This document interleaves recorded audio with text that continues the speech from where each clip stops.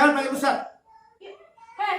Sebejat-bejatnya abaib, ini satu abaib dikali 40 ulama, lebih bulan ulama. Antum tuh belajar di mana ya? Assalamualaikum warahmatullahi wabarakatuh. Alhamdulillah wassalatu wassalamu ala Rasulillah wa alihi wa sahbihi wa mawalah amma ba'd. Pada tanggal 21 September 2020 ada sebuah video viral tentang persekusi yang dilakukan oleh seorang ustadz kepada Kiai Nahdlatul Ulama. Tentu video ini sangat disayangkan. Kenapa? Karena bagaimanapun video-video seperti ini biasanya menyulut konflik sosial yang lebih luas. Tapi mudah-mudahan peristiwa yang terjadi di Desa Margahayu, Pegadaian Barat, Kabupaten Subang ini tidak menjadi penyulut bagi terjadinya konflik yang lebih luas. Paling tidak kita bisa mengambil 3 pelajaran. Yang pertama, si korban adalah seorang ketua MUI di Desa Margahayu dan juga pengurus Nahdlatul Ulama di Kecamatan Pegadaian. Ini perlu menjadi perhatian kita agar apa? Agar siapapun termasuk kiai untuk bijak memakai media sosial. Bagaimana caranya agar bijak bermedia sosial? Yang pertama, kita harus mengetahui platform dan jenis media sosial. Facebook beda dengan Twitter, Twitter beda dengan Instagram, Instagram beda dengan YouTube.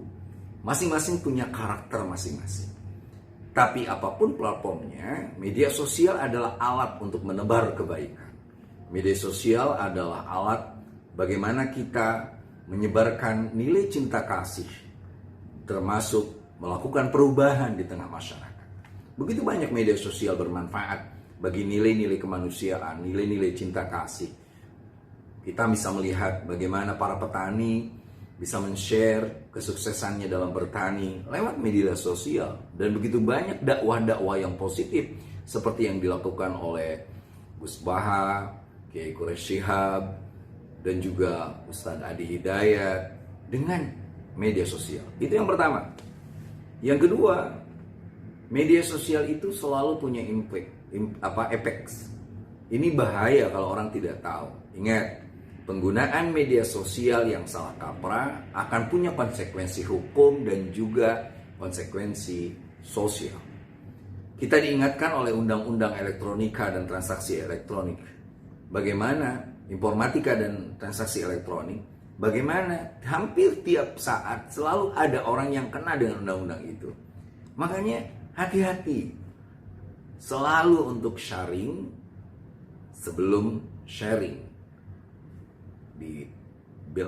Dibilah dulu, diingat-ingat dulu, dan lain sebagainya. Nah, lalu kita tahu yang ketiga, jangan emosi saat bermain medsos. Emosi membuat kita kehilangan rasionalitas.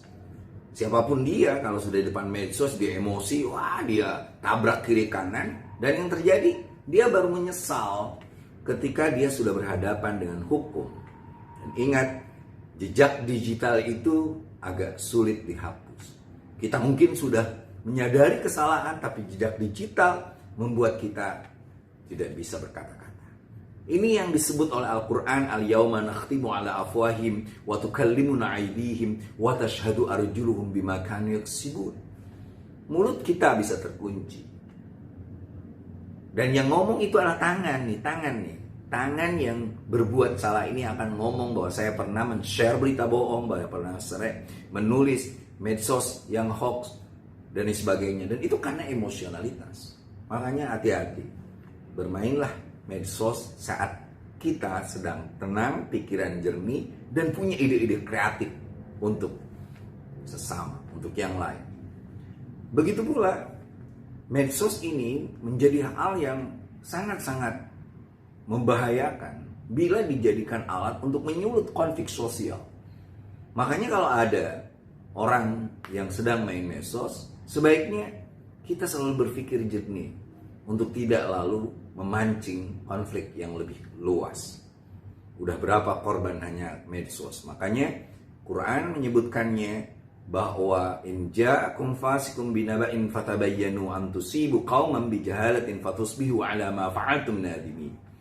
Bila datang sebuah berita hoax dari seorang fasik yang dengan emosionalnya men-share berita-berita bohong, berita-berita palsu, atau berita yang mengundang amarah orang lain, maka fatabayyanu, bikin tabayun.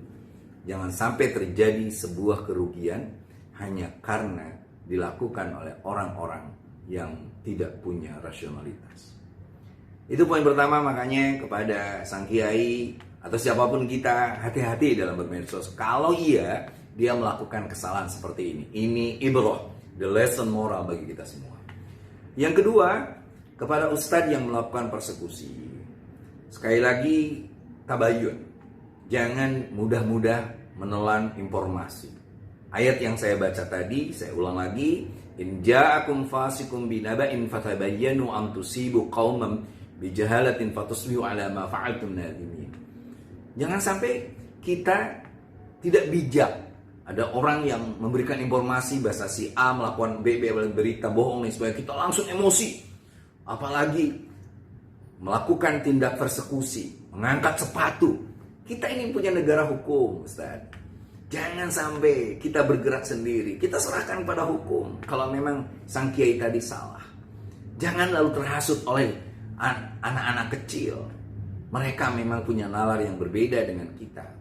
Tapi kita punya kearifan, punya kebijakan. Bukankah Rasulullah menyuruh kita untuk selalu memaafkan? Bukankah Rasulullah SAW selalu memerintahkan kepada kita untuk selalu tabayun dulu, mendengar dengan dua kuping kita, kiri dan kanan. Masih ingat ketika Rasulullah SAW sedang berjalan dengan Sayyidatina Aisyah.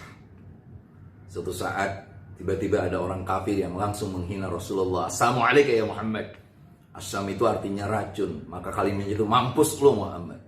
Wah, Siti Aisyah dengan gayanya anak muda langsung marah-marah. Wassalamualaikum warahmatullahi wabarakatuh. Mampus lu orang kafir, dan kau dilaknat oleh Allah dan Rasulnya. Rasulullah bilang, sabar Aisyah, sabar. Ya Rasul, engkau dihina. Saya tahu.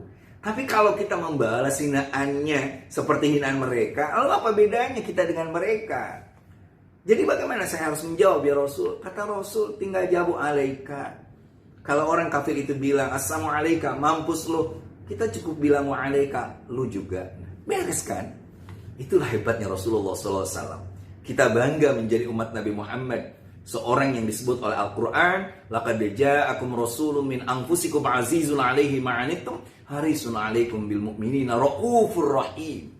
Kalimat rahim dalam Al-Quran yang tidak menjadi sifat Allah, hanya sifat Rasulullah, yaitu pada surat ini, surat At-Taubah 2 ayat terakhir. Itulah hebatnya. Biasanya Ar-Rahim menjadi sifat bagi Allah SWT. Bismillahirrahmanirrahim. Tapi dalam ayat ini Ar-Rahim diberikan kepada sang kekasih pemberi syafaat, baginda Nabi Muhammad sallallahu alaihi wasallam. Makanya jangan mudah untuk tersulut emosi. Jangan mudah untuk tersulut oleh berita-berita yang belum jelas. Jangan mudah kita melakukan persekusi kepada orang lain. Negara hukum ini, negara hukum. Serahkan kepada yang berwajib. Lalu kita tunggu proses hukumnya. Kita desak agar hukum ini ditegakkan dengan keadilan. Jangan sampai karena kok politik tiba-tiba hukum menjadi komoditas politik, tapi sebaliknya hukum harus menjadi panglima bagi tegaknya keadilan di masyarakat ini. Nah, poin kedua pun menegaskan kepada kita agar jangan sampai kita melakukan kemarahan di depan anak-anak kita. Apalagi anak-anak akhirnya berani untuk menyebutkan kata-kata kasar seperti yang ada di ujung video itu. Sedih sekali, sangat sedih. Bagaimana ada seorang kiai, ada ustadz yang dituakan, tiba-tiba berkonflik di hadapan anak-anak. Dan itu tiba-tiba ada yang rekam juga. Saya nggak tahu siapa yang rekam. Ini menjadi contoh sebuah presiden buruk bagi kehidupan kita. Sering ada pertanyaan, kenapa sih anak-anak muda itu mabuk-mabuk? Mereka bilang, wajarlah kami mabuk. Wong orang-orang yang di atas penguasa dan juga orang-orang yang dituakan oleh kami terus mabuk dengan kekuasaan, mabuk juga dengan ketenaran, mabuk juga dengan penghormatan. Wajar dong kali mabuk. Nah, bagaimana itu? Apa kita akan membiarkan anak-anak kita mencontoh kita, membalas balas dendam terhadap perilaku kita? Kita tidak mau seperti itu. Kalau ada anak-anak muda yang tawuran, lalu mereka ditanya, kenapa nak kalian tawuran? Allah, di atas juga politik membuat pembelahan. Di atas juga ternyata ormas dengan ormas tidak menyatu. Akhirnya kami peniru melakukan tawuran. Kita tidak ingin contoh seperti itu. Cukup kita hari ini menjadi contoh yang terbaik buat anak-anak kita. Bukan dengan kata-kata, tapi dengan perbuatan. Bukan hanya dengan omong kosong, tapi dengan kearifan dalam berbuat. Ini pelajaran bagi kita. Jangan mudah tersulut. Jangan mudah memperkesi orang. Ini jangan sampai terjadi. Persekusi itu sesuatu yang tidak dibenarkan. Dan itu akan mengakibatkan kita betul-betul menjadi korban dari hukum itu sendiri. Nah, termasuk sangat tidak elok lah seorang perempuan putri lalu menyiram kepada seorang ustadz. Bagaimanapun dia ketua MUI, bagaimanapun dia pengurus Nahdlatul Ulama, siapapun, tolong dengan hati tenang, damai dan lain sebagainya. Tidak ada persoalan yang tidak bisa diselesaikan. Tidak ada persoalan kecuali dengan musyawarah kita bisa menyelesaikannya. Nah, poin ketiga yang terakhir, tentu ini menjadi sebuah pelajaran besar. Seperti yang saya katakan berkali-kali, bahwa al-ulama misbahul alam. Ulama itu lantarannya alam dunia. Sang kiai, ustadz adalah tokoh yang selama ini membimbing kita sholat, membimbing kita berbuat baik. Seperti itu. Tetapi ternyata selalu ada orang yang mencoba untuk memancing-mancing, berkonflik. Dan juga ada orang yang akhirnya melakukan penusukan seperti yang menimpa seorang da'i, Syekh Ali Jabir misalnya. Maka perlu ada pendampingan. Tolong dampingi para ulama, para kiai, para da'i, para ustadz. Dan saya meminta agar Nahdlatul Ulama terutama di Kabupaten Subang untuk segera mengaktifkan lembaga bantuan hukumnya. Sehingga siapapun yang menjadi korban persekusi, siapapun yang menjadi korban kekerasan, termasuk kekerasan verbal, bisa didampingi. Toh nanti siapa yang benar dan salah, kembali lagi kita serahkan kepada mekanisme hukum. Nahdlatul Ulama lahir untuk terus memperjuangkan ide para ulama, menegakkan Islam Ahlus Sunnah wal Jamaah ala tariqati Nahdlatul Ulama. NU dilahirkan oleh para ulama, para habaib, Habib-habib yang mulia seperti Maulana Habib Lutfi bin Yahya, Habib Umar di Semarang, dan begitu banyak habaib yang tahu persis bahwa kita bisa berkumpul dalam Nahdlatul Ulama itu untuk menjamin nilai-nilai Ahlus Sunnah wal Jamaah bisa lestari di muka bumi Indonesia ini, bahkan di seluruh dunia. NU yang membuat tradisi seperti marhabanan, ziarah kubur, haul, manakib tetap lestari di bumi Indonesia ini. Bayangkan kalau tanpa NU, di mana mereka, orang-orang Salafi Wahabi akan memusyrikan, mengkafirkan ziarah kubur, mencium tangan para habaib, para kiai, melarang manakiban, dan begitu banyak tradisi-tradisi yang menguatkan Islam, mereka anggap sebuah kekafiran dan kemusyrikan. Dan dengan itu, peran ulama, peran kiai, peran habaib jadi mengecil. Mereka gantikan dengan peran-peran kapitalistik yang berupa hari ini diganti oleh apa yang disebut dengan media sosial ala Wahabi Salafi. Kita tidak ingin apa yang sudah dilihat betapa harmoninya Indonesia ini dengan bimbingan para ulama, para kiai, para habaib. Kita tidak ingin ada orang yang melakukan takfir, mengkafirkan orang lain. Tidak ingin ada orang yang membid'ahkan tradisi kita, tradisi Ahlus Sunnah wal Jamaah. Tidak ingin kita kehilangan semangat untuk terus mencintai para ulama, para kiai, dan mendengungkan sholawat kepada Nabi Muhammad SAW. Terakhir, dari 3 poin itu, saya ingin mengajak semuanya, mari kita membaca sholawat bahwa wabah, balai, fitnah terus terjadi kepada kita. COVID-19 mengharuskan kita untuk bersama. Hari ini kita melihat ada letupan-letupan kecil yang harus kita atasi dengan memintakan mahabbah kita kepada Rasulullah SAW. Inna Allah wa malaikatahu yusalluna 'alan nabi ya ayyuhalladzina amanu sallu 'alaihi wa sallimu taslima. Allahumma salli wa sallim wa barik ala Sayyidina Muhammad wa ala alihi wa ashabi bi'adadi kulli da'in wa dawa li khamsatun udfi biha haral waba'il hatima al-Mustafa wal-Murtada wa banahuma wa Fatima. Saat terjadi bencana, kami punya 5 jiwa yang menuntun hidup ini dengan cahaya dan cinta. Al-Mustafa, Nabi kita, Muhammad kekasih mulia, Al-Murtada, singa Allah, Ali samudranya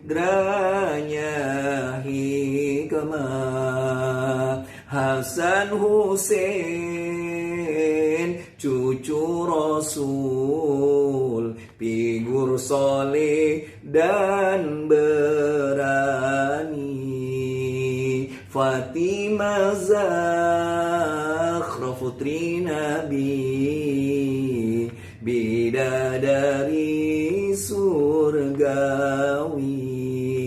Ya Allah biha, Ya Allah biha, Ya Allah bi husnil khatimah.